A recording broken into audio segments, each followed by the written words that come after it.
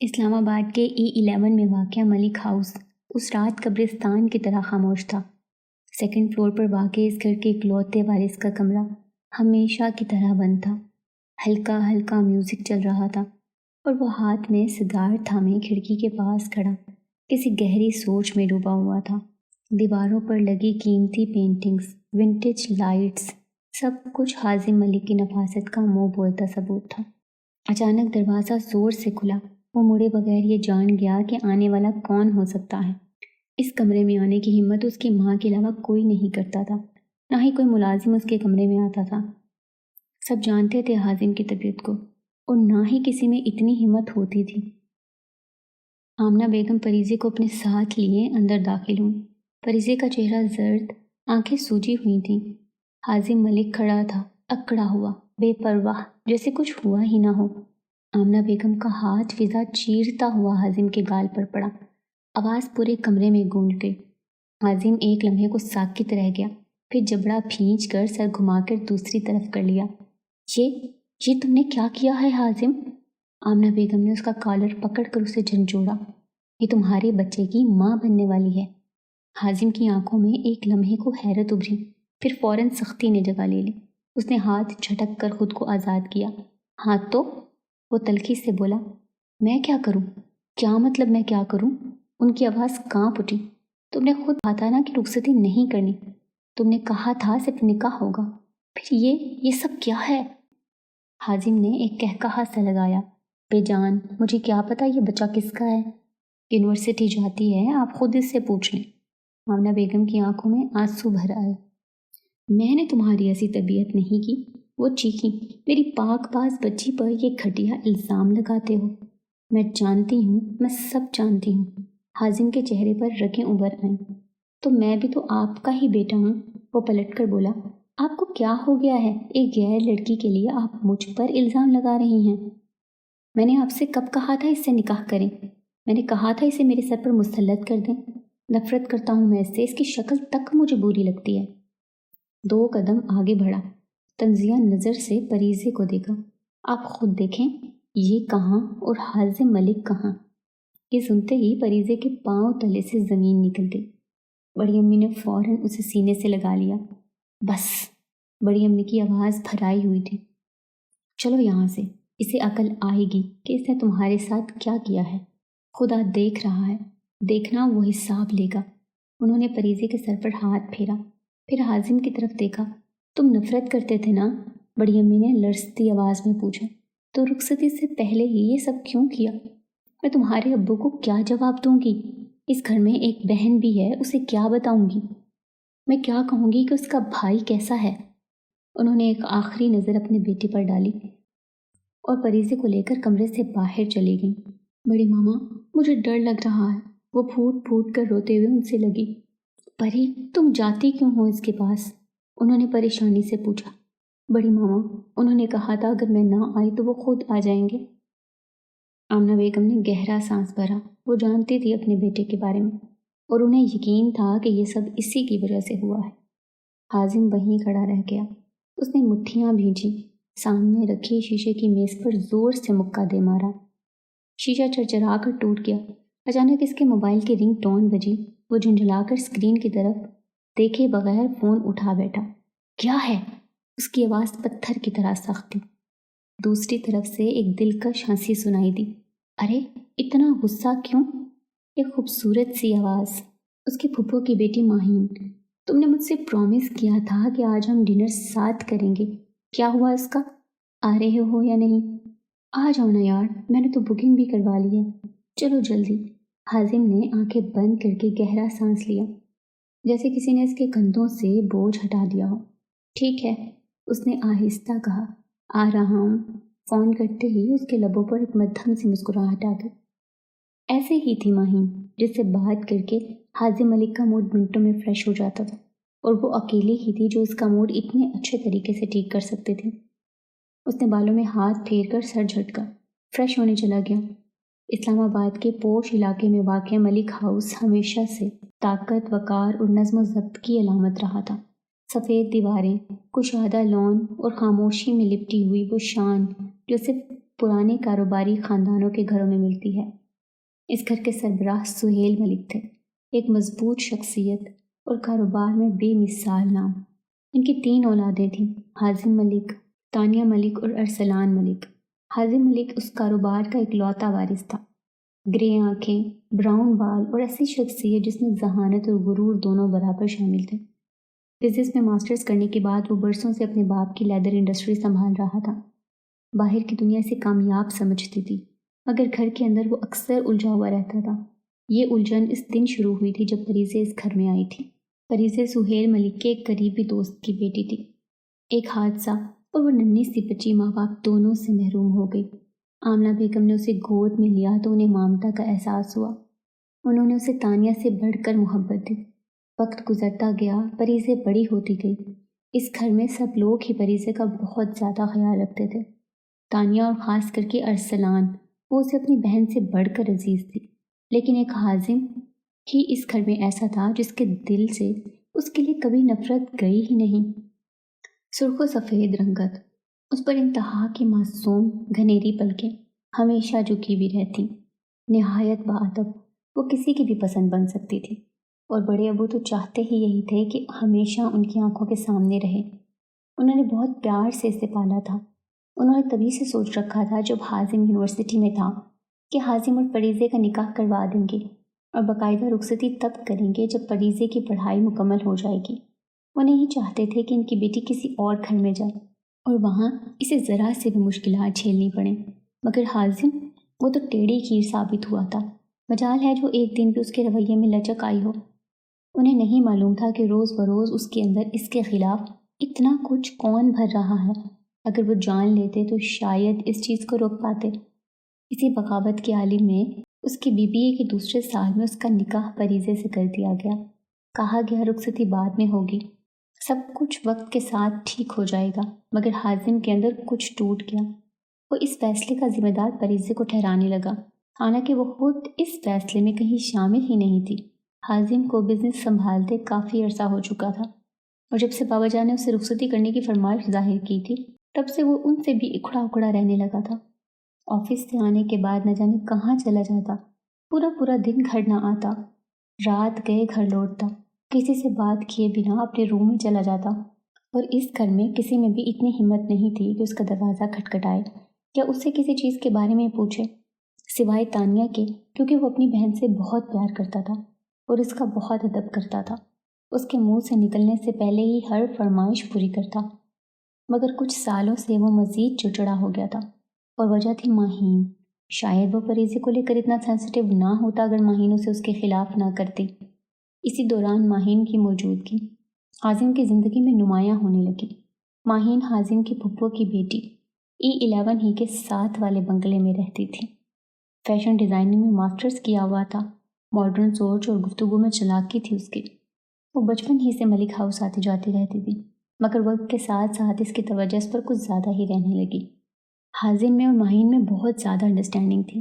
وہ کہنے سے پہلے اس کی ہر بات اور اس کے ہر دکھ کو سمجھ لیتی تھی، اور یہی بات حازم کو سب سے زیادہ پسند تھی۔ اسے اپنے ساتھ ایسی ہی لڑکی چاہیے تھی جو اس کے ساتھ کندھے سے کندھا ملا کر اس کی کلاس میں سروائیو کر سکے، اس کے بزنس کو اس کے ساتھ ڈیل کر سکے، پر اسے پریزے جیسی دبو لڑکی نہیں جو 2 گز کی چادر لپیٹے گھر میں کچن میں ہانڈیاں ہی بناتی رہے اور سب کے سامنے جی حضوری کرتی رہے۔ پتہ نہیں اس نے کبھی غور نہیں کیا تھا، یہ نفرت دماغ پر اتنی حاوی تھی کہ وہ ہیرے اور پتھر کا فرق ہی سمجھنے سے قاصر تھا۔ بہرحال جو بھی تھا، وقت نے اسے اچھے سے سمجھا دینا تھا۔ ماہین نے کبھی کھل کر کچھ نہیں کہا تھا، مگر اس کے جملے حازم کے ذہن میں اکثر سوال چھوڑ جاتے۔ تم نے کبھی سوچا تمہارے بابا ماما کی ساری توجہ آخر اس پر کیوں ہے؟ وہ واقعی تم سے محبت کرتی ہے یا تمہاری نام اور حیثیت سے؟ او کم آن حازم، تم جانتے ہو نا کہ تم اس پوری جائیداد کے اکلوتے وارث ہو۔ زیادہ تر حصہ تو تمہارے ریئل ڈیڈ کا ہے، سہیل ماما کے تو صرف 30% شیئرز ہیں۔ اس پریزے میڈم کو اچھے سے پتا ہے کہ زیادہ مالدار کون ہے، اور ماموں نے بھی تمہیں قابو کرنے کے لیے یہ نکاح کیا ہے۔ جانتے ہو ارسلان سے بھی تو کر سکتے تھے نا، وہ بھی تو ان کا اپنا بیٹا ہے۔ پریزے کو اپنے سامنے دیکھنا چاہتے تھے نا وہ، انہوں نے تمہیں ہی کیوں چنا؟ کبھی سوچی یہ بات تم نے؟ بدگمانی کی تہ مزید گہری ہو رہی تھی۔ یہ سوال آہستہ آہستہ یقین بننے لگے جب حازم نے ایک بہت بڑی اماؤنٹ ماہین کو ٹرانسفر کی۔ سہیل ملک اپنی سگی بہن کی فطرت کو اچھے سے جانتے تھے، تو ظاہر ہے ماہین بھی ان کی بیٹی تھی، انہیں پر گئی تھی۔ لالچ تو کوٹ کوٹ کر بھرا تھا دونوں میں۔ وہ نہیں چاہتے تھے کہ ان کا بیٹا ان دونوں کے ہاتھوں بے وقوف بنے۔ جب اس نے خطیر رقم نکلوا کر اسے ٹرانسفر کی، سہیل ملک نے اسے تمام اختیارات لے لیے۔ ویسے بھی حازم کا بزنس سہیل ملک کے نام تھا، جو کہ اس کی ماں نے خود کیا تھا اس کے بابا کے اس دنیا سے جانے کے بعد۔ ان کا کہنا تھا کہ جب فریضے کی رخصتی ہو جائے گی تو اس کا سارا کچھ اس کے حوالے کر دیں گے۔ اس سے پہلے وہ کوئی رسک نہیں لینا چاہتے، اور یہی بات اسے کھلتی تھی کہ آخر میری ویلیو کیوں نہیں ہے؟ صرف اس لڑکی کی وجہ سے جو میرا حق ہے وہ مجھے ابھی نہیں دیا جا رہا۔ حالانکہ دنیا کی ہر آسائش حازم ملک کے قدموں میں تھی، مگر اس کو دل میں یہی بات تھی کہ فریضے کی وجہ سے یہ سب ہو رہا ہے۔ اور اب تو سہیل ملک نے اس کو راہ راست پر لانے کے لیے تمام لگژریز بھی لے لی تھیں۔ یونیورسٹی کمپلیٹ کرنے کے بعد ماہین اب اپنے بابا کا بزنس سنبھالنے کے لیے باہر جانا چاہتی تھی۔ اس کی مما اور بابا بہت عرصے سے کینیڈا میں تھے۔ پھپھو تو اکثر آتی جاتی رہتی تھیں۔ ان کے سال کے 6 ماہ پاکستان میں گزرتے تو 6 ماہ کینیڈا میں۔ گھر میں فریضے کی موجودگی حازم کو کھلنے لگی۔ وہ بات بات پر اسے نظر انداز کرتا، سخت لہجہ اختیار کرتا اور اکثر اس کی وجہ سے سہیل ملک کی ڈانٹ کھاتا۔ یہ بات سہیل ملک کو سخت ناگوار گزرتی تھی۔ ان کے لیے فریضے سے بہو نہیں بیٹی تھی۔ اس بیٹی کی توہین وہ برداشت نہیں کر سکتے تھے۔ فریضے خاموش رہتی، وہ ناشتہ بناتی، آمنہ بیگم کے ساتھ وقت گزارتی، کالج جاتی اور کوشش کرتی کہ گھر کا ماحول خراب نہ ہو۔ مگر ہر خاموشی کی ایک حد ہوتی ہے۔ ماہین کے بابا کا بزنس وہاں تھا، ظاہری طور پر ترقی کر رہا تھا، مگر کون جانے کہ وہ حقیقت میں خسارے میں جا رہا تھا اور انہیں اپنے کاروبار کے لیے مزید سرمایہ درکار تھا۔ یہ سچ حازم کو کبھی نہیں بتایا گیا، اور اس کے برعکس ماہین نے اسے ہمیشہ یقین دلایا کہ وہ جلد ہی پاکستان سے چلے جائیں گے اور وہاں جا کر اپنا کاروبار شروع کریں گے، یعنی کہ وہ دونوں۔ اس کے بابا کی بہت ساری انٹرنیشنل کمپنیوں سے روابط ہیں اور ان کے ساتھ اچھے ٹرمز ہیں، تو انہیں زیادہ مشکل نہیں ہوگی اپنا بزنس اسٹیبلش کرنے میں اور اپنا نام بنانے میں۔ ویسے بھی حازم علی کی کاروباری صلاحیتوں پر تو اسے پورا بھروسہ تھا۔ حازم، وہ جو پہلے ہی خود کو گھر میں نظر انداز محسوس کرتا تھا، ان خوابوں میں الجھ گیا اور اس کی تمام باتوں پر یقین کر لیا۔ وہ آج پھر اپنے بابا کے پاس آیا تھا انہیں منانے، لیکن ظاہر ہے وہ جانتا تھا کہ ان کی ضد سے کوئی نہیں ہٹا سکتا۔ انہوں نے اسے آرڈر دیا تھا کہ کل ہی تم آفس آؤ گے، اور اس نے حامی بھی بھر لی تھی، جو کہ وہ کچھ مہینوں سے اکھڑا تھا، تو اس نے آفس جانا ترک کر دیا تھا۔ مگر ظاہر ہے کینیڈا جانے کے لیے اسے اپنے شیئرز تو چاہیے تھے، مگر یہ شیئرز اسے صرف فریضے ہی دلوا سکتی تھی۔ ظاہر ہے ان کی یہی شرط تھی کہ رخصتی کے بعد ہی تمام شیئرز اس کے حوالے کیے جائیں گے۔ تو اس نے پورے گھر میں نگاہ دوڑائی، لیکن فریضے اسے کہیں نظر نہیں آئی۔ اس نے سوچا وہ کچن میں ہوگی، لیکن وہاں بھی نہیں تھی۔ اس نے اس کے نمبر پہ ٹیکسٹ کیا، اپنے روم میں تمہارا ویٹ کر رہا ہوں، جتنا جلدی ہو سکے پہنچو، بہت ضروری بات کرنی ہے تم سے، ہمارے بچے کے بارے میں۔ اور میسج کر کے خود وہ روم میں چلا گیا، جانتا تھا وہ یہ بات سن کر ضرور آئے گی۔ فریضے اس وقت اپنے روم میں بیٹھی اپنے پیپرز کی تیاری کر رہی تھی۔ جیسے ہی واٹس ایپ کی رنگ ٹون بجی اس نے میسج پڑھا۔ میسج پڑھتے ہی اسے تو گھبراہٹ ہونے لگی۔ تانیہ اس کے ساتھ ہی بیٹھی تھی، وہ دونوں ساتھ ہی یونیورسٹی جاتی تھیں۔ تانیہ نے اس کی طرف دیکھا، اس کے ماتھے پر پسینہ تھا۔ کیا ہوا، تم گھبرا رہی ہو؟ سب خیریت تو ہے؟ سب خیریت ہے، کچھ نہیں ہوا۔ پھر وہ اس کے ساتھ پڑھائی میں مشغول ہوگی۔ ظاہر ہے وہ تو ویسے بھی جانے سے گھبرا رہی تھی، اور تانیہ اور اس نے تو رات دیر تک پڑھائی کرنی تھی، کیونکہ ان لوگوں کے فائنل شروع ہو چکے تھے۔ ہر چیز کی فکر چھوڑ کر وہ دونوں پڑھائی میں مشغول تھیں، اور تانیہ اس کے ساتھ رات دیر تک پڑھتی تھی، اور پھر 11 کے قریب وہ اپنے روم میں چلی جاتی تھی۔ حازم میسج کر کے بہت دیر تک انتظار کرتا رہا۔ اسے لگا تھا کہ وہ آدھے گھنٹے کے اندر ہی آ جائے گی، لیکن اب غصے سے اس کا برا حال ہو رہا تھا۔ رات کے تقریباً 1 بجے جب اس نے اپنا رخ اس کے کمرے کی طرف کیا، چونکہ سب اپنے اپنے کمروں میں جا چکے تھے اور سردی بھی شدید تھی، دسمبر کا مہینہ تھا، وہ سیدھا اس کے کمرے میں آ گیا۔ آج موسم شدید سرد تھا، اور اسلام آباد کا موسم تو ویسے بھی زیادہ ٹھنڈا ہوتا ہے۔ پورے کمرے میں ہلکا سا اندھیرا تھا، اس نے احتیاط سے ڈور کو لاک کیا۔ پریزے بی بی یہ ہمت کر ہی لی تھی تو کم سے کم ڈور ہی لاک کر لیتی، اس نے دل ہی دل میں ہنستے ہوئے سوچا۔ وہ قدم اٹھاتا بیڈ کے نزدیک گیا۔ پریزے میڈم نے بلینکٹ مکمل طور پر اوڑھا ہوا تھا اور اس کی نیند میں ڈوبی ہوئی سانسیں سنائی دے رہی تھیں۔ اس نے نزدیک جا کر بلینکٹ جیسے ہی اس کے چہرے سے اتارا تو وہ ایک پل کو خود ہی منجمد ہو گیا۔ ڈارک بلو کلر کے کوٹ سیٹ میں وہ بہت معصوم لگی تھی۔ شدید نیند میں ہونے سے اس کی متورم آنکھیں بند تھیں اور گالوں پر سرخی تھی۔ اس کا یہ معصوم حسن دیکھ کر وہ پلکیں بھی نہ جھپکا سکا۔ معلوم نہیں ہوا کہ نزدیک ہوتا چلا گیا۔ پھر اچانک سے وہ رات اس کی آنکھوں میں گھوم گئی جب اس نے اپنے حق کو وصول کیا تھا۔ اس وقت اسے غصے میں تھا، بابا سے بدلہ لینے کا جنون تھا، لیکن آج اسے کسی اور نظر سے دیکھ رہا تھا۔ اچانک اس کی نظر اس کی گردن میں اس لاکٹ پر گئی جس کے اوپر ڈائمنڈ سے ایچ لکھا ہوا تھا۔ یہ بھی حازم نے اسے دیا تھا۔ وہ بے اختیار جھکا اور خود کو اس کے ذائقے سے روشناس کروانے لگا۔ جانے اسے کتنی ہی دیر بیت گئی۔ فریزے کسمسائی اور جیسے ہی اس نے آنکھیں کھولیں مودی مودی آنکھوں سے دیکھا۔ کیسی ہو پریزے؟ اس نے آئیبرو اچکا کر پوچھا۔ پریزے کے حواس بحال ہوئے تو وہ اٹھ کھڑی ہوئی۔ آپ یہاں کیا کر رہے ہیں؟ حازم جو کھویا ہوا تھا اس کے ہڑبڑانے پر سیدھا ہوا اور ایک دم سنجیدہ ہو گیا۔ پریزے نے جلدی سے حلیہ درست کیا اور اس کی جانب دیکھا۔ تمہاری اتنی ہمت ہو گئی کہ تم نے میری بات کو اگنور کیا؟ کیوں مس پریزے؟ بولا تھا نا کہ مجھے تم سے ضروری بات کرنی ہے۔ اپنے شوہر سے زیادہ اہم کام تمہیں اور کیا تھا؟ اور تمہیں میری بات سننا ہی گوارا نہ ہوا۔ سخت تیوروں سے وہ اس کی جانب بڑھا اور وہ ڈرتے ہوئے دیوار کی طرف لگی۔ وہ تانیہ، بس میں تمہارے منہ سے نکلا ایک لفظ بھی نہیں سننا چاہتا۔ تم اس قابل بھی نہیں ہو کہ میں تمہیں سنوں۔ یہ بات کان کھول کر سن لو مس پریزے آفتاب قریشی، میں تم سے آج سے نہیں ہمیشہ سے نفرت کرتا ہوں اور کرتا رہوں گا۔ وہ دن حازم ملک کا آخری دن ہوگا جس دن اس کے دل میں تمہارے لیے نرمی آئے گی۔ وہ اسے ہمیشہ اس کے باپ کے اصل نام سے پکارتا تھا، صرف یہ جتانے کے لیے کہ وہ اس فیملی کا حصہ نہیں ہے۔ اس کی شناخت کچھ اور ہے۔ پریزے نے چونک کر سر اٹھایا۔ میری بات غور سے سنو پریزے، وہ اس کے سامنے کھڑا ہو گیا۔ تم بابا کو مناؤ گی کہ وہ مجھے بزنس کے لیے پیسے دے؟ وہ ایک ایک لفظ چبا کر بول رہا تھا۔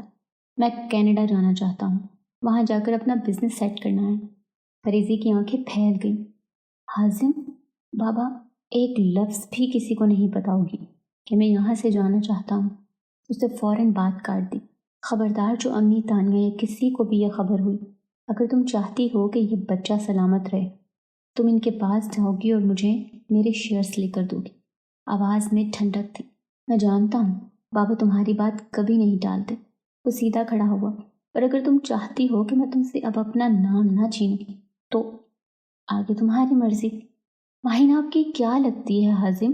میں آپ کی بیوی ہوں۔ آپ اپنی بیوی اور بچے کے بارے میں یہ بات کر رہے ہیں؟ آپ مجھے مجبور کر رہے ہیں حازم؟ حازم کے لبوں پر ہلکی سی مسکراہٹ آئی۔ نہیں پریزے، میں تمہیں موقع دے رہا ہوں۔ وہ مڑا، کھڑکی کے پاس جا کر کھڑا ہو گیا۔ اور ایک بات اور، وہ آہستہ سے بولا، میں کینیڈا ماہین کے ساتھ جانا چاہتا ہوں۔ پریزے کو لگا زمین گھوم گئی۔ وہیں رہوں گا اسی کے ساتھ، اس نے بے پرواہی سے کہا۔ وہ پلٹا، اس کی طرف دیکھا اور چند لمحے سے دیکھتا رہا۔ دروازہ کھلنے سے پہلے اس نے آخری جملہ کہا، اور یاد رکھنا پریزے، اگر تم نے ذرا سے بھی ہوشیاری دکھائی تو پھر تم مجھے جانتی ہی ہو۔ حازم ابھی بات کر ہی رہا تھا کہ اچانک کمرے کے باہر ہلکی سی آہٹ ہوئی۔ وہ جملہ ادھورا ہی رہ گیا۔ دروازے کے باہر سہیل ملک کھڑے تھے۔ اصل میں وہ چند دن بعد آنے والی پریزے کی برتھ ڈے کے بارے میں بات کرنے آئے تھے۔ حازم کو تو یاد تک نہیں تھا، مگر ایک باپ کو سب یاد رہتا ہے۔ وہ دروازے کے قریب آ کر ٹھٹک گئے۔ اندر سے آنے والی آوازیں، الفاظ، مطالبے، سب کچھ وہیں رک کر سننے لگے۔ چہرے کا رنگ بدلتا گیا، آنکھوں میں نمی در آئی۔ وہ دیوار کے ساتھ ٹیک لگا کر جیسے خود کو سنبھالنے کی کوشش کر رہے ہوں، مگر قدم لڑکھڑاتے گئے۔ دروازے پر رکھا ان کا ہاتھ آہستہ آہستہ دباؤ کھو بیٹھا اور دروازہ خود بخود کھل گیا۔ کمرے میں موجود دونوں چونک گئے۔ حازم اور پریزے کی نظریں ایک ساتھ دروازے کی طرف اٹھیں۔ سہیل ملک دروازے میں کھڑے تھے۔ ایک لمحے کے لیے کمرے میں مکمل خاموشی چھا گئی۔ سہیل ملک آہستہ آہستہ آگے بڑھے، ان کی نظریں سیدھی حازم پر جمی تھیں۔ اچانک انہوں نے ہاتھ اٹھایا اور حازم کے منہ پر ایک زوردار تھپڑ پڑا۔ مجھے تم سے یہ امید نہیں تھی حازم، ان کی آواز بھر آ گئی۔ تم نے یہ کیا کر دیا؟ وہ ایک قدم اور آگے بڑھے۔ میرا ایمان، میرا غرور، میری پھول جیسی بچی، انہوں نے پریزے کی طرف دیکھا۔ تم اسے دھمکا رہے تھے؟ پھر دوبارہ حازم کی طرف متوجہ ہوئے۔ تم ہو کون؟ ان کی آواز اب بلند تھی۔ نکل جاؤ میرے گھر سے ابھی، اسی لمحے۔ حازم ساکت کھڑا تھا۔ تمہیں اپنے شیئرز چاہیے تھے؟ انہوں نے نفی میں سر ہلایا۔ نہیں چاہیے مجھے ایسا بیٹا۔ اور پریزے، انہوں نے مضبوط لہجے میں کہا، آج کے بعد تم میری بچی کے قریب نہیں ہوگے، تمہارا اس سے کوئی تعلق نہیں ہوگا۔ حازم کے چہرے پر حیرت اور غصہ اکٹھا ابھر آیا۔ اور تم یہ کہہ رہے تھے کہ تم اس بچے کو ناجائز قرار دو گے؟ سہیل احمد صاحب نے تکلیف سے پوچھا۔ تم ہو کون ایسا کہنے والے؟ یہ سنتے ہی حازم کا ضبط ٹوٹ گیا۔ ہاں، کیونکہ میں آپ کا بیٹا ہوں نا، وہ تلخی سے بولا۔ اگر میرا اصل باپ زندہ ہوتا تو آج مجھے یہ دن نہ دیکھنا پڑتا۔ کمرے میں سناٹا چھا گیا۔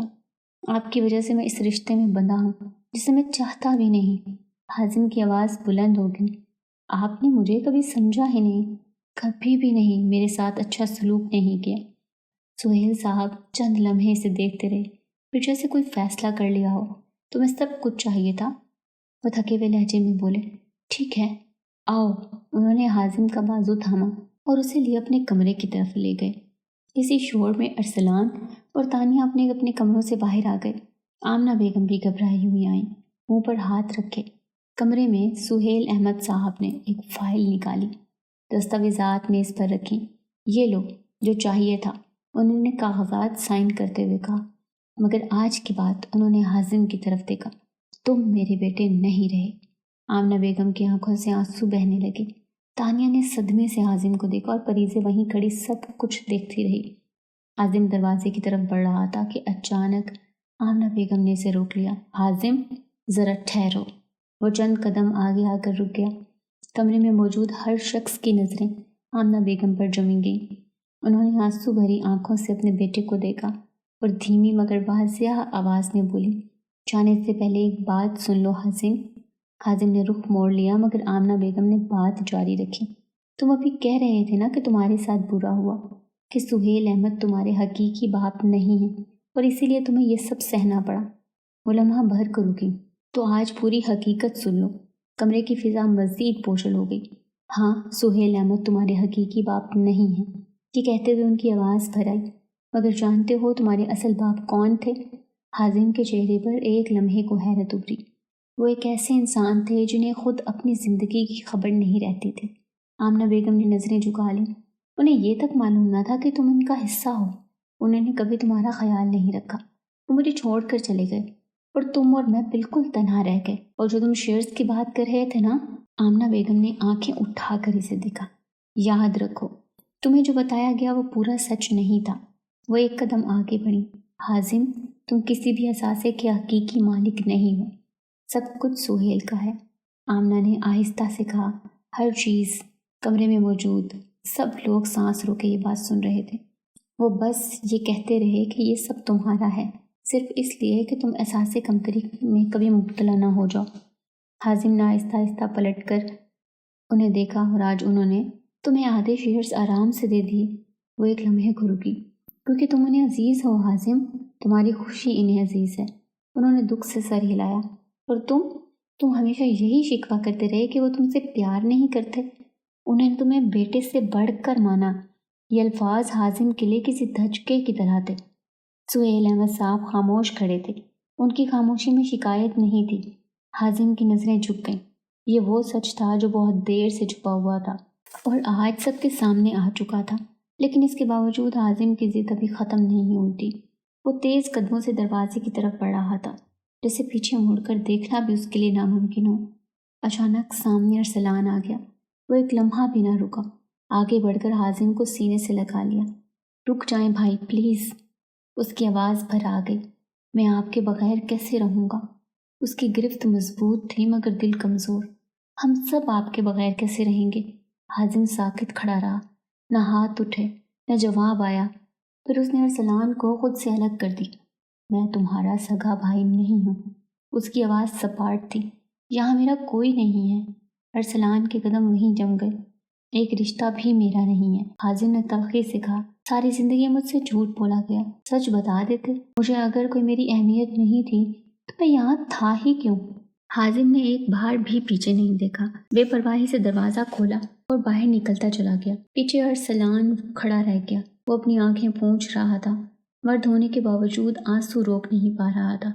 وہ اپنے دل کے ٹکڑے کو دور جاتا دیکھ رہا تھا، مگر خاموش تھا، کیونکہ وہ جانتا تھا حازم کی ضد کے آگے کبھی کوئی نہیں جیت سکتا۔ اچانک سہیل صاحب نے سینے پر ہاتھ رکھا، قدم لڑکھڑائے اور وہ آہستہ آہستہ نیچے کی طرف جھکنے لگے۔ بابا!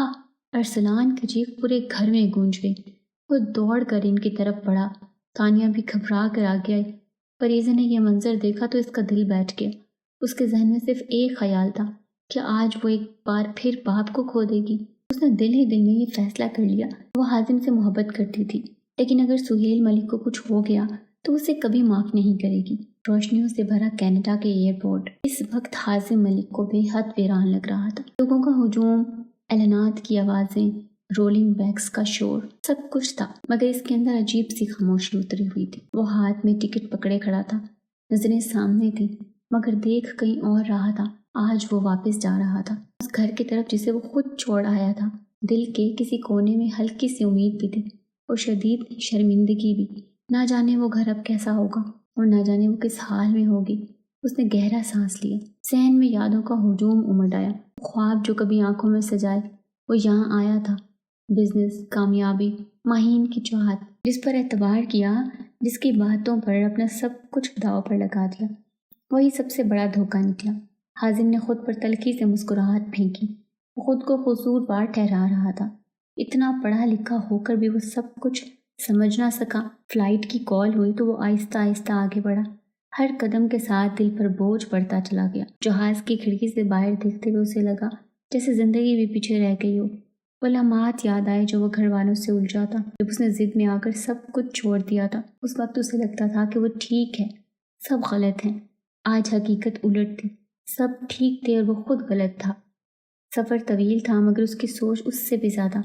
آنکھیں بند کی تو ایک سوال بار بار ابھرا، کیا کوئی اسے معاف کرے گا؟ خاص طور پر وہ جس کی زندگی میں اس کی وجہ سے طوفان آیا تھا۔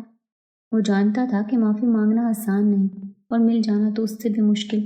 پھر بھی دل کے کسی کونے میں یہ خواہش زندہ تھی کہ شاید وقت کچھ زخم بھر دے۔ جہاز نے جب پاکستان کی سرزمین کو چھوا تو حازم کی مٹھی خود بخود بھیج گئی۔ دل تیز دھڑکا۔ اعلانات ختم ہوئے مگر اس کے اندر کا شور بڑھتا گیا۔ جیسے ہی وہ جہاز سے اترا ایک لمحے کو رک گیا۔ یہ وہی سرزمین تھی جسے وہ چھوڑ آیا تھا اور آج اسی کے سامنے وہ سر جھکائے کھڑا تھا۔ شرمندگی اتنی شدید تھی کہ سانس لینا مشکل لگ رہا تھا۔ قسمت نے کیسا کھیل کھیلا تھا، جس پر اس نے اندھا اعتماد کیا تھا اسی نے اسے توڑ دیا۔ امیگریشن کی قطار میں کھڑے وہ خود سے نظریں چرا رہا تھا۔ 7 سال بعد حازم ملک ایک بار پھر ملک ولا کے دروازے پر کھڑا تھا۔ ہاتھ میں 2 سوٹ کیس تھے جنہیں وہ آہستہ آہستہ گھسیٹتا ہوا اندر لے آیا۔ دروازہ بند ہوا تو ایک لمحے کو وہیں رک گیا۔ وہی گھر، سب کچھ بدلا ہوا تھا۔ ابھی وہ لاؤنج کی طرف بڑھ ہی رہا تھا کہ اچانک کسی کے کھلکھلانے کی آواز اس کے کانوں میں پڑی۔ وہ چونک گیا۔ وہ چند قدم آگے بڑھا۔ لاؤنج میں داخل ہوتے ہی اس کی نظر آمنہ بیگم پر پڑی، جو ایک چھوٹے سے گول مٹول پیارے سے بچے کے پیچھے جا رہی تھی۔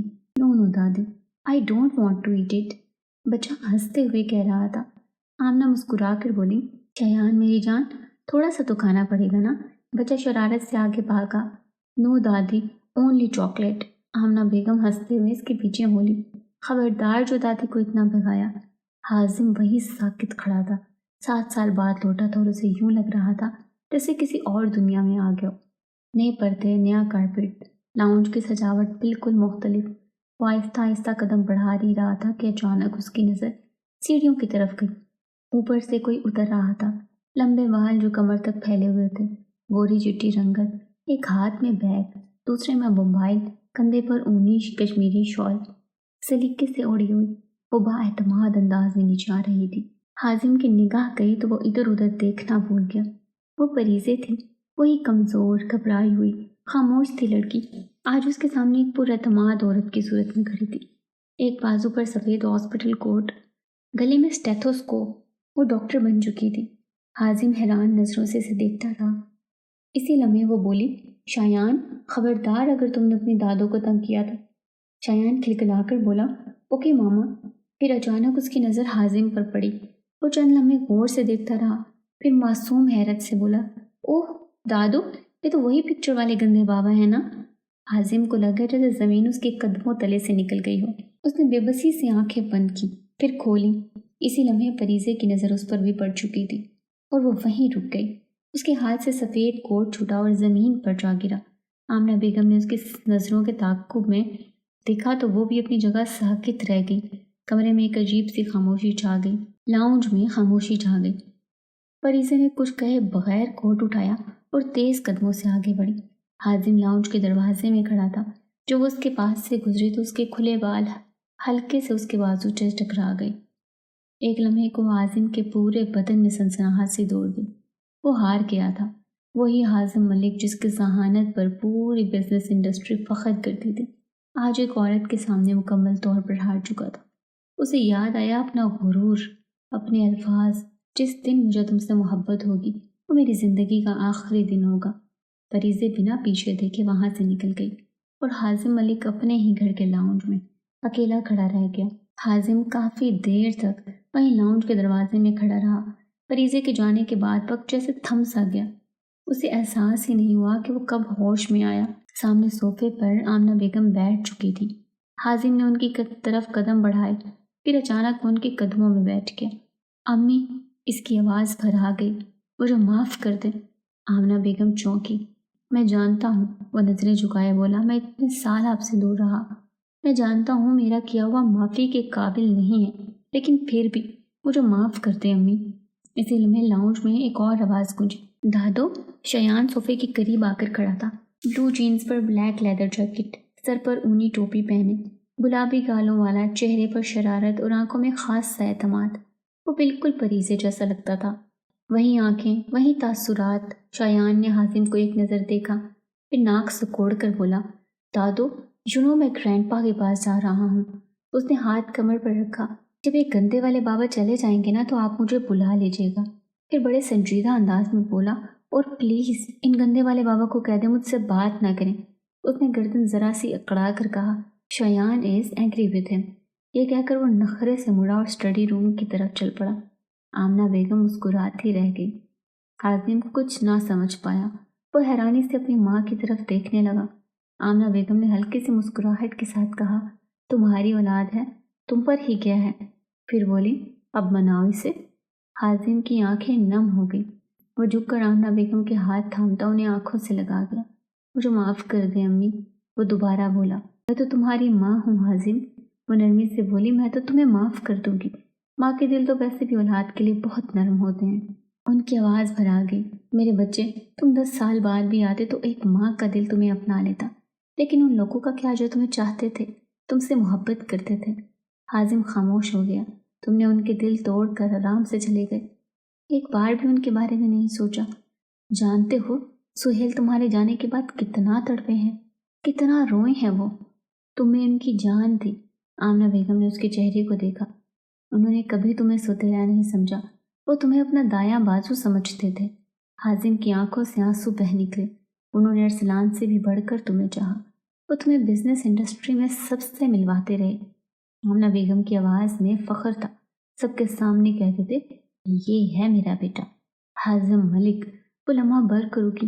تم جیسے بھی تھے، جو بھی کرتے تھے، جیسے بھی رویہ رکھتے تھے، انہوں نے کبھی تمہیں کچھ نہیں کہا. بس یہی ڈر تھا کہ کہیں تم سے ان سے دور نہ ہو جاؤ. حازم کی نظریں زمین پر جم گئیں. اور تم ہمیشہ یہی سمجھتے رہے کہ وہ تم سے پیار نہیں کرتے. تم سوتیلے ہو، تمہاری اس گھر میں کوئی اہمیت نہیں. سہیل کو اچھی طرح معلوم تھا کہ ان کی بہن کی نیت کیا ہے، وہ کیا چاہتی ہے اور کیا کرتی رہی ہے. تمہیں بیوقوف بنایا گیا. اگر سہیل چاہتے تھے کہ تم اپنی آنکھوں سے دیکھو. وہ ہلکی سی مسکرائیں. اتنا ذہین انسان جسے پوری بزنس انڈسٹری مانتی ہے، وہ کسی کی باتوں میں آ گیا. یہ صدمہ وہ آج تک نہیں بھول پائے. بہت بے چین رہتے تھے حازم. حازم نے ہمت کر کے پوچھا، بابا کہاں ہیں؟ اسے یقین تھا کہ وہ اسٹڈی میں ہوں گے، کسی فائل پر جھکے یا کسی میٹنگ کی تیاری کرتے ہوئے۔ آمنہ بیگم نے نرمی سے کہا، وہ اوپر ہیں۔ پھر دھیرے سے بولی، اگر پریزے تمہیں دل سے معاف کر دے، تمہیں اپنا لے۔ حازم آہستہ سے مسکرایا، بالوں میں ہاتھ پھیرا اور کھڑا ہو گیا۔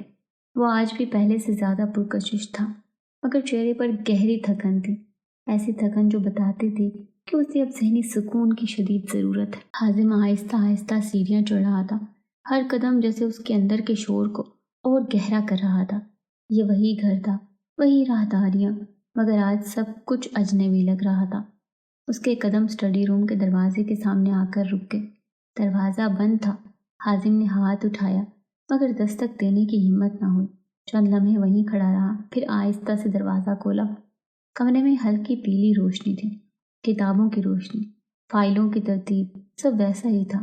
میز کے پیچھے سہیل بیٹھے تھے، بالوں میں مزید سفیدی آ چکی تھی، چہرے پر وہی وقار، مگر آنکھوں میں تھکن صاف جھلک رہی تھی۔ وہ کسی فائل کو دیکھ رہے تھے، مگر نظریں جیسے کہیں اور تھیں۔ حازم اندر آیا، اس کے قدموں کی آواز پر انہوں نے سر اٹھایا۔ باپ اور بیٹا آمنے سامنے تھے۔ حازم، وہ بس اتنا ہی کہہ پائے۔ حازم کے قدم خود بخود آگے بڑھے۔ بابا، سہیل نے ایک قدم آگے بڑھایا، پھر جیسے خود کو روک لیا ہو۔ آ گئے ہو؟ وہ دھیمی آواز میں بولے۔ حازم کی آنکھوں سے آنسو بہہ نکلے۔ وہ ایک لمحہ بھی نہ رکا، آگے بڑھ کر ان کے سامنے جھک گیا۔ مجھے معاف کر دے بابا۔ اس کی آواز ٹوٹ گئی۔ میں بہت غلط تھا۔ اٹھو، انہوں نے نرمی سے کہا۔ میں نے آپ کو سمجھا نہیں، وہ ہچکچاتے ہوئے بولا۔ میں نے ہمیشہ غلط سوچا، میں واپس آ گیا ہوں۔ اس نے دھیمی آواز میں کہا، اگر آپ مجھے قبول کر لیں تو گھر واپس آنے کے لیے کبھی اجازت نہیں مانگی جاتی حازم۔ وہ بولے۔ کمرے کے باہر آمنہ بیگم خاموشی سے دروازے کے پاس کھڑی تھی، آنکھوں میں شکر کی آنسو۔ ڈنر ٹیبل پر 7 سال بعد ملک ولا میں ایک بار پورا خاندان اکٹھا بیٹھا تھا۔ سہیل احمد صاحب اپنے مخصوص وقار کے ساتھ سر دسترخواں تھے۔ آمنہ بیگم ان کے برابر میں بیٹھی تھی، ارسلان اور تانیہ سامنے اور ایک طرف حازم ملک، اس کے سامنے پریزے تھی۔ شایان آمنہ بیگم کے پاس والی کرسی پر تھا۔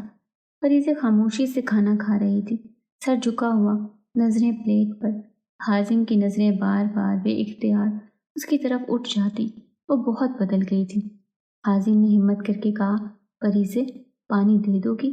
پریزے نے سنا، یقیناً سنا تھا، مگر اس نے سر نہیں اٹھایا، نہ نظریں ملائی، نہ کوئی جواب دیا۔ وہ اسی طرح خاموشی سے کھانا کھاتی رہی۔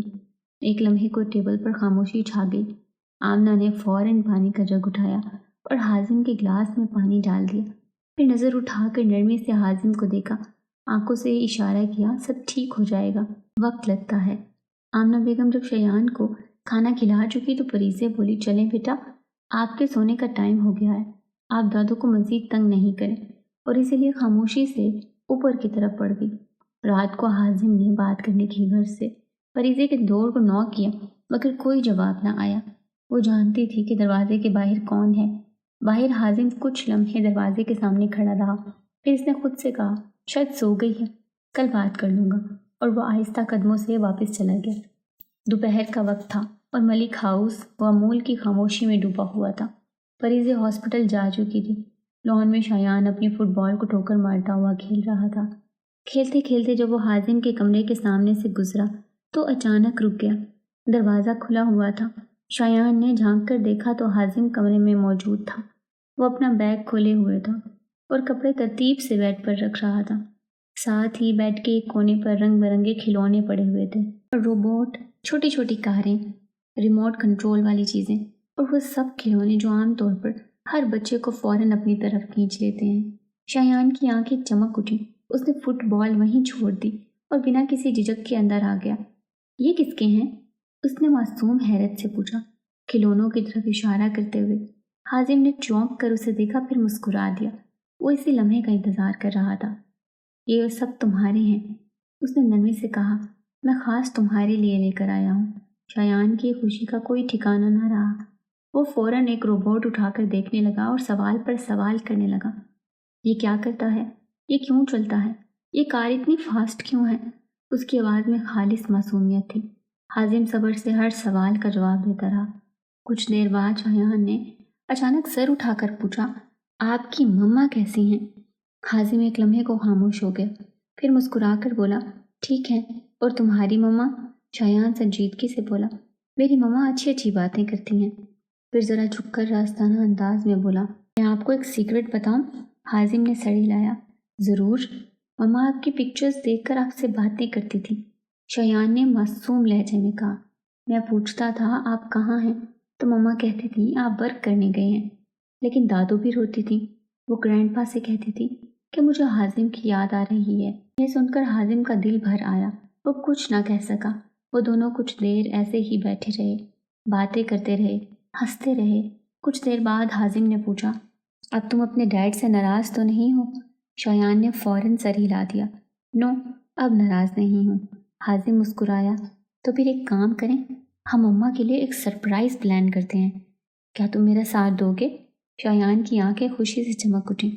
اس نے فوراً کہا، اوکے، پھر زور سے بولا، ڈن۔ کمرے میں اب دونوں باپ بیٹے کی کھلکھلانے اور کھیلنے کی آواز گونج رہی تھی۔ یہ سب دیکھ کر آمنہ بیگم بہت خوش ہوئی۔ بہت عرصے بعد ان کے گھر میں پھر سے رونق ہوئی تھی۔ شام کے وقت جب فریضے ہاسپٹل سے لوٹی تو ملک ہاؤس کے لان میں ایک الگ ہی منظر تھا۔ ہلکی ہلکی ٹھنڈی ہوا چل رہی تھی، چائے کی خوشبو فضا میں گھلی ہوئی تھی، اور لان میں سب گھر والے اکٹھے بیٹھے تھے۔ آمنہ بیگم، سہیل احمد، ارسلان، تانیہ اور حازم، سب کے چہروں پر مسکراہٹ تھی۔ فریضے کے قدم خود بخود رک گئے جب اس کی نظر شایان پر پڑی۔ شایان حازم کی گود میں بیٹھا تھا، بے فکری سے کھلکھلا رہا تھا۔ حازم ایک ہاتھ میں ڈیزرٹ کا چمچ لیے بڑے آرام سے اسے کھلا رہا تھا، اور دوسرے ہاتھ سے ٹشو سے اس کا منہ صاف کر رہا تھا۔ شایان کبھی حازم کو دیکھتا، کبھی سب کی طرف دیکھ کر ہنستا۔ اس منظر نے فریضے کے دل میں جیسے آگ لگا دی۔ وہ تیز قدموں سے آگے بڑھے، شایان کو اپنی طرف کھینچا اور ایک لمحے کے لیے غصے سے حازم کو دیکھا، پھر بغیر کچھ کہے اندر کی طرف چلی گئی۔ سب لوگ ہکا بکا رہ گئے۔ حازم نے شرمندگی سے سر جھکا لیا۔ آمنہ نے آہستہ سے کہا کہ تمہیں اس سے بات کرنی چاہیے، وقت لگے گا، مگر بات کیے بغیر کچھ ٹھیک نہیں ہوگا۔ حازم نے اس بات میں سر ہلا دیا۔ اس کے بعد اس نے سب کو بتایا کہ وہ فریضے کے لیے ایک سرپرائز پلان کر رہا ہے۔ فریضے اپنے بیڈ کے ساتھ رکھی میز پر ہاسپٹل کی فائلز کھولے بیٹھی تھی۔ وہ پوری توجہ سے رپورٹس دیکھ رہی تھیں۔ اسی دوران شایان کمرے میں ادھر ادھر کھیلتا رہا، کبھی کھلونوں کو زمین پر پھیلا دیتا، کبھی خود ہی انہیں سمیٹنے لگتا۔ فریضے کی توجہ فائلز میں اتنی الجھی ہوئی تھی کہ اسے احساس ہی نہ ہوا کہ شایان آہستہ آہستہ کمرے سے باہر نکل گیا ہے۔ اسی وقت حازم باہر سے آ رہا تھا۔ اس کے ہاتھوں میں ڈیکوریشن کا سامان تھا، رنگ برنگے غبارے، پھولوں کے گلدستے اور چند بیگز۔ وہ سیڑھیوں کی طرف بڑھا ہی تھا کہ اس کی نظر شایان پر پڑی۔ اس نے مسکرا کر شایان کو اشارہ کیا۔ شایان خوشی سے دوڑتا ہوا حازم کے پاس آ گیا۔ حازم نے انگلی ہونٹوں پر رکھ کر خاموش رہنے کا اشارہ کیا، جس پر شایان نے بھی سنجیدگی سے سر ہلا دیا۔ وہ دونوں دوے قدموں حازم کے کمرے میں داخل ہوئے۔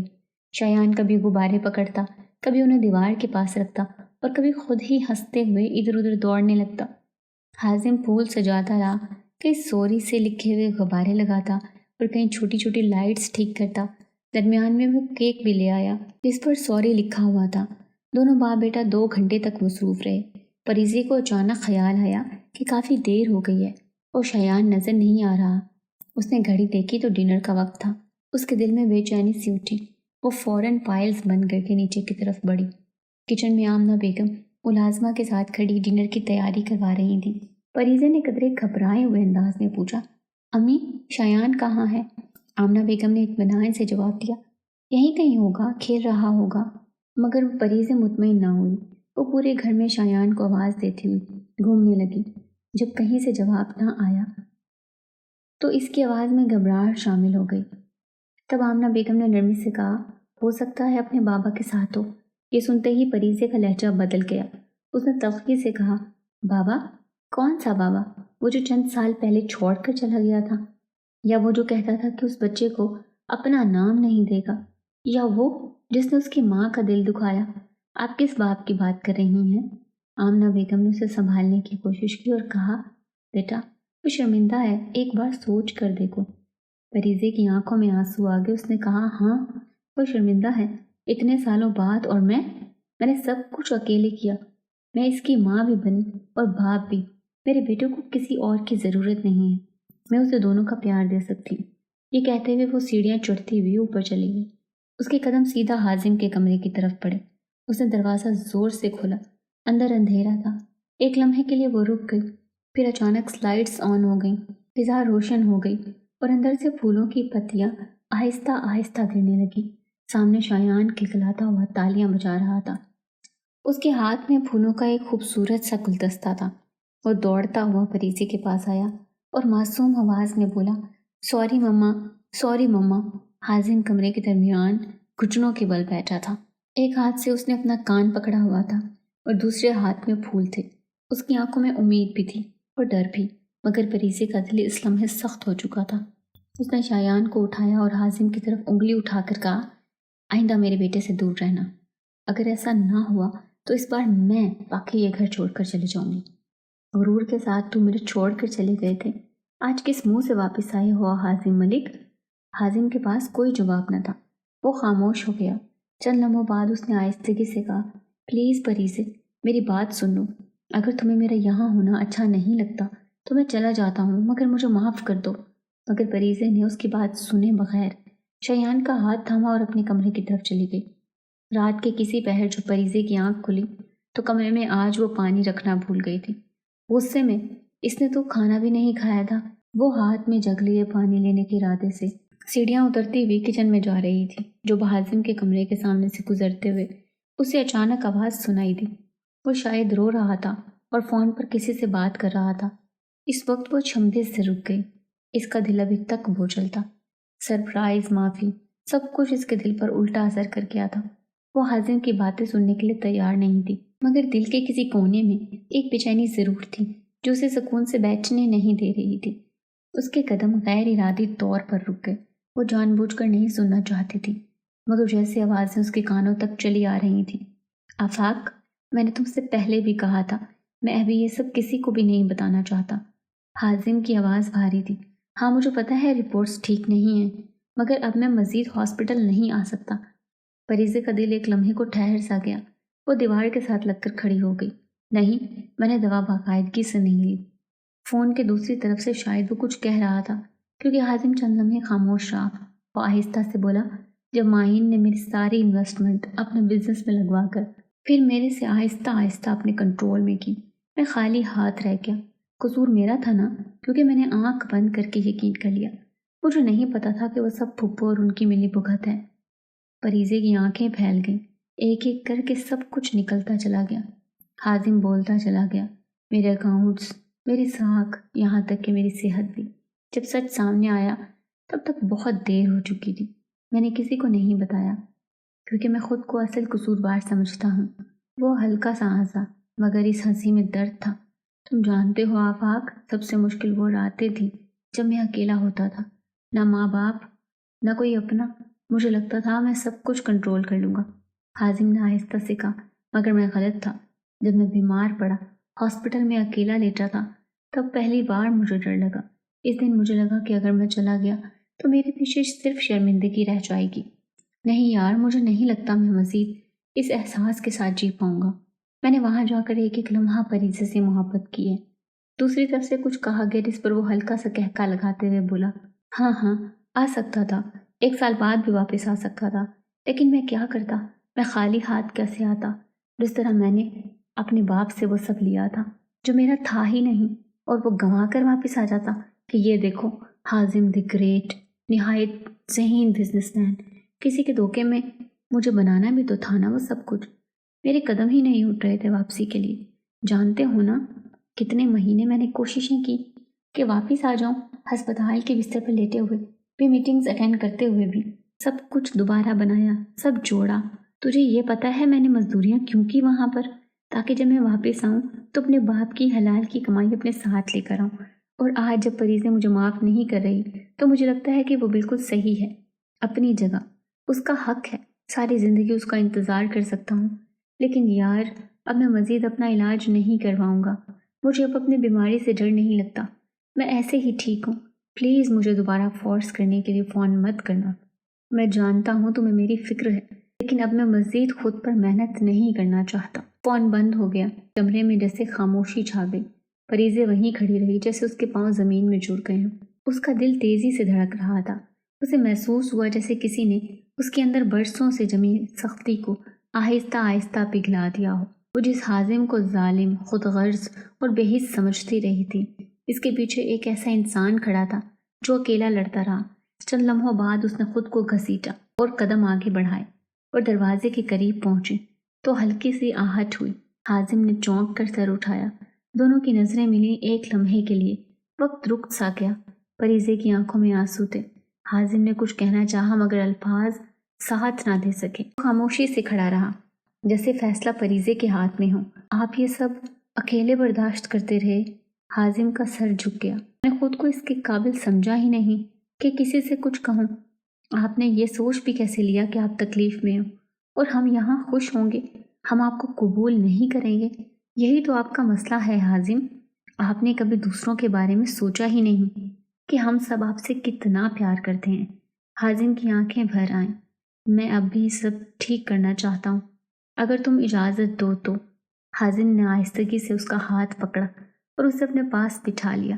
پریزے نے جیسے تھک کر اس کے کندھے پر سر رکھا۔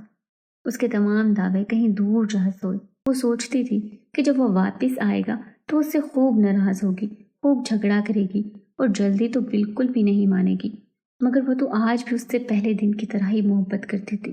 اس کی ذرا سی تکلیف پر وہ تڑپ اٹھی اور ساری ناراضگی کہیں دور جا سوئی۔ حازم نے ایک نظر اس کی طرف دیکھا اور آسودگی سے آنکھیں موند لی۔